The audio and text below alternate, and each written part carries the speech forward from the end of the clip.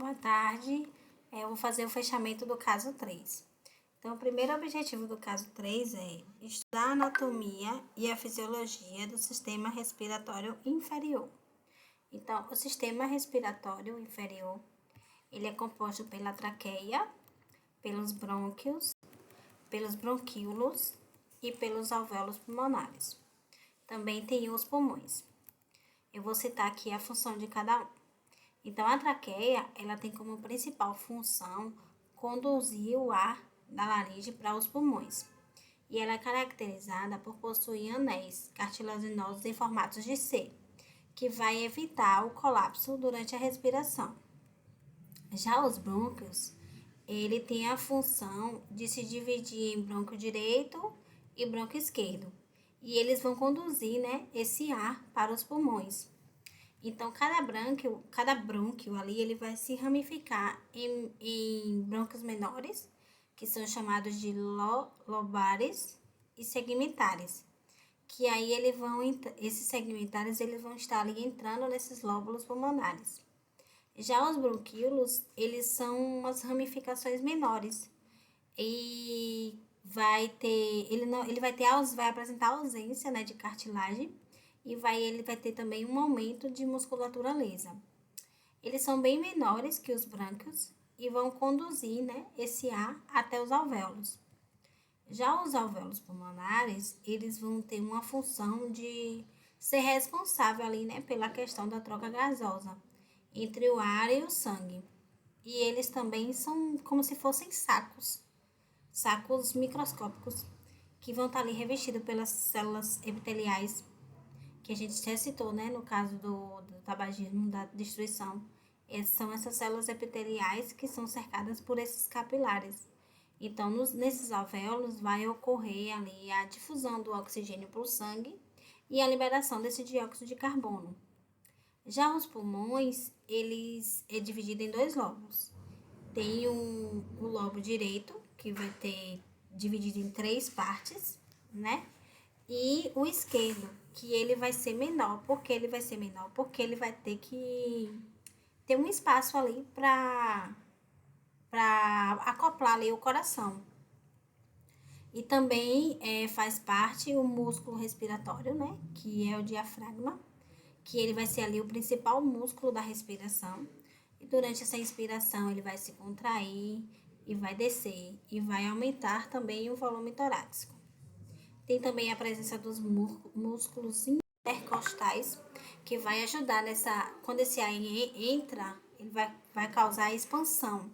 E também quando ele sai, ele vai causar contração durante a respiração.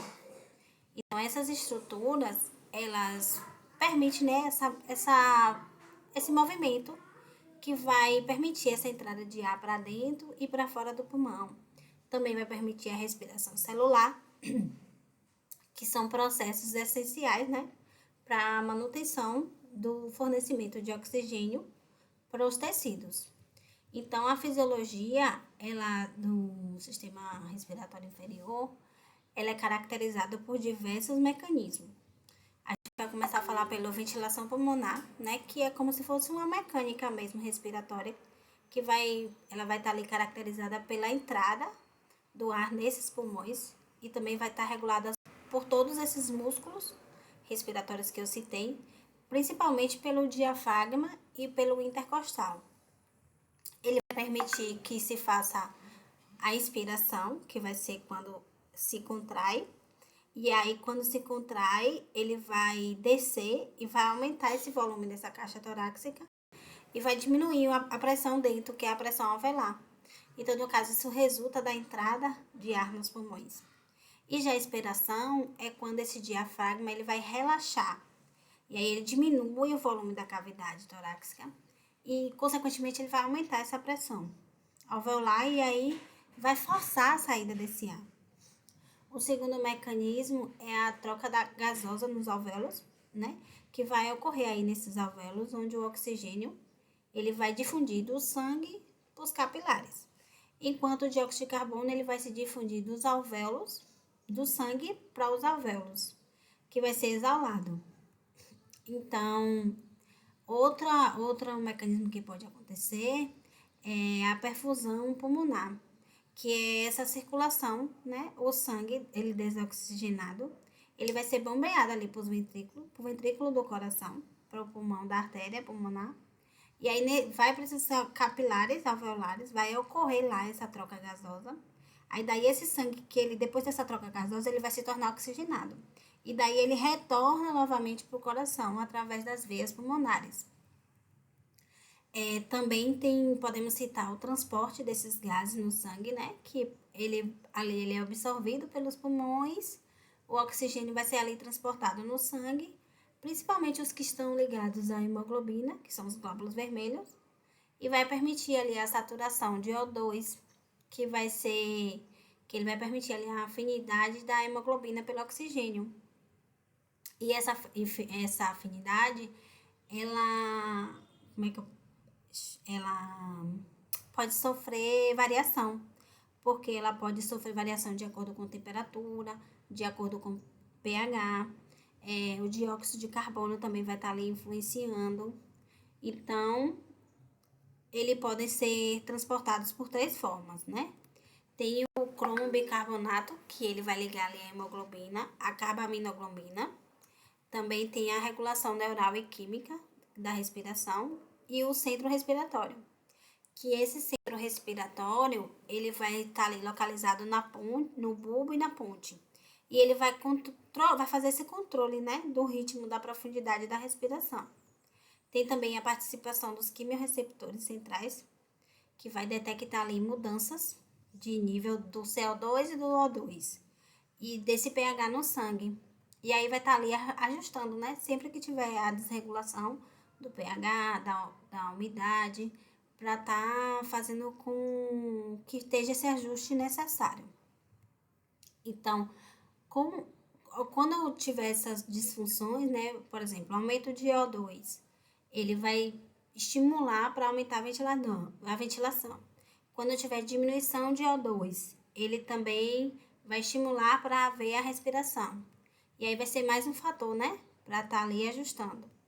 E também temos do outro mecanismo, é o mecanismo de defesa, que vai ter o reflexo da tosse.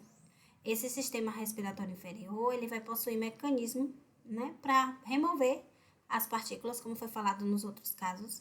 Sempre quando tiver ali a partícula de poeira, ou vírus, ou bactérias, ele vai estar ali entrando para proteger essas vias aéreas inferiores. Os cílios também vão mover o muco, né, para fora do trato respiratório. E todos esses processos que citei vai ser ali essencial para garantir que o corpo receba o oxigênio suficiente também e faça sua eliminação do dióxido de carbono, fazendo com que mantenha um equilíbrio, né, dentro para o organismo conseguir fazer a homeostase no geral.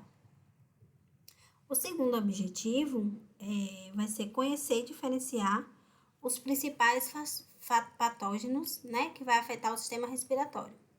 Os principais são os vírus, que a gente pode citar, um deles é o coronavírus, tem o vírus sincicial. O vírus sincicial, ele geralmente é comum em crianças e idosos, vai causar ali bronquiolite, pneumonia, influenza e pode causar pneumonia viral, que vai ali dar uma predisposição a infecções bacterianas. Tem também o coronavírus, né, que vai afetando ali gravemente os pulmões, que sempre leva a um desconforto respiratório. Podemos citar bactérias como Streptococcus, pneumonia, que vai estar ali causando pneumonia bacteriana, trazendo sintomas de febre, tosse, torácica. Tem a influenza, que geralmente ela é associada ali à pneumonia e à bronquite, e ela é característica por principalmente acometer idoso, criança e pessoas com doença pulmonar crônica. Tem a Mycoplasma pneumoniae, que é uma pneumonia atípica, que ela tem sintomas mais leves. Tem a Legionella pneumonila, que ela vai trazer sintomas graves e vai estar associada à exposição de água contaminante. Tem a Klebsiella, que ela é comum em pacientes hospitalizados, e ela geralmente está associada ali à pneumonia grave e tem alta mortalidade. Nos fungos a gente pode citar os aspergilos, que causa ali aspergilose, né, principalmente em pacientes imunossuprimidos, que ali vai estar levando eles a infecções pulmonares e ele causa até um potencial fatal grave. A gente pode citar também o outro, que é o Histoplasma capsulatum, que ele está associado a infecções respiratórias em áreas de regiões endêmicas, né? Solo contaminado, morcego, aves, fezes de morcego e de aves. E os parasitas também, né? O Toxoplasma gondii, embora mais comum no cérebro, ele vai causar ali, infecções pulmonares graves, geralmente em pacientes imunossuprimidos. E estrangiloides, que é um verme intestinal, né? Que ele pode causar ali infecções pulmonares graves, porque esses vermes eles saem e se migram para os pulmões, especialmente pacientes imunossuprimidos. Então, os vírus, geralmente, eles vão causar infecções mais leves e com sintomas mais gripais. Já as bactérias, como pneumonia, elas são mais severas.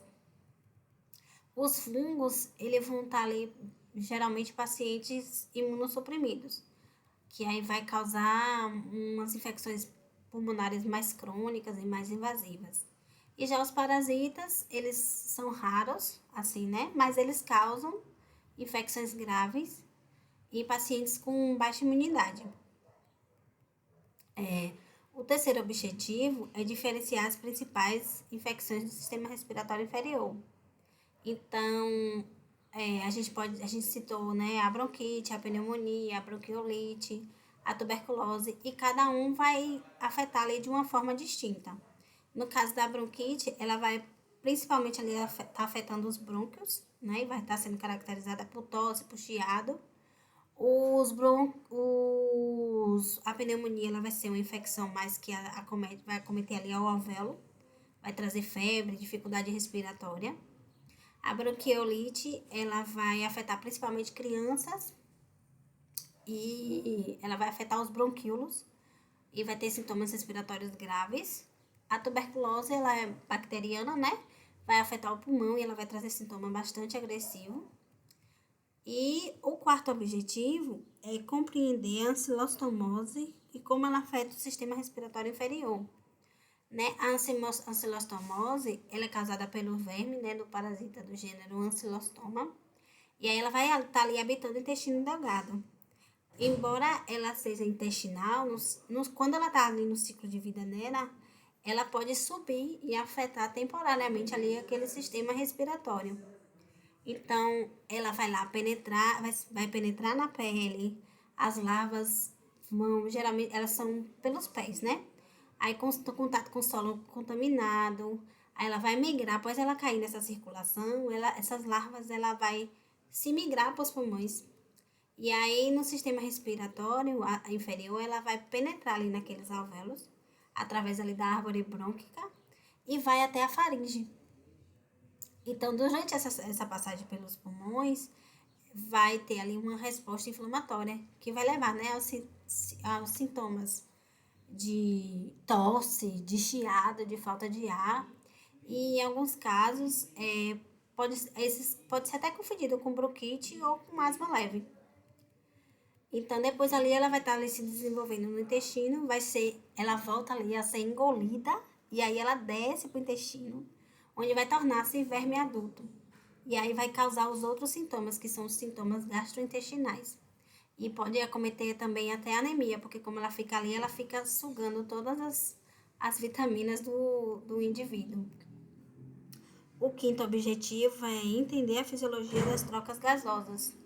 Então, segundo Guyton, essas trocas gasosas nos alvéolos, elas ocorrem ali por difusão, movendo ali gases da área de maior para menor pressão. Então, o O2 ele difunde-se por alvéolos para o sangue, e o dióxido de carbono ele vai estar ali difundindo do sangue para os alvéolos. Então, essa troca ela é eficiente porque tem a membrana ali respiratória fina. E também em grande área de superfície alveolar. Então, esse CO2 ele vai ser transportado ali através da hemoglobina. E aí, esse CO2 ele vai ser transformado, bicarbonatado, e vai ser dissolvida no plasma, que vai estar ali ligado à hemoglobina. Então, vai ocorrer ali um equilíbrio entre ventilação entre ar, sangue, que vai ser essencial, né, para essa troca ela ser eficiente. Então, esse foi o fechamento do caso 4. Do caso 3.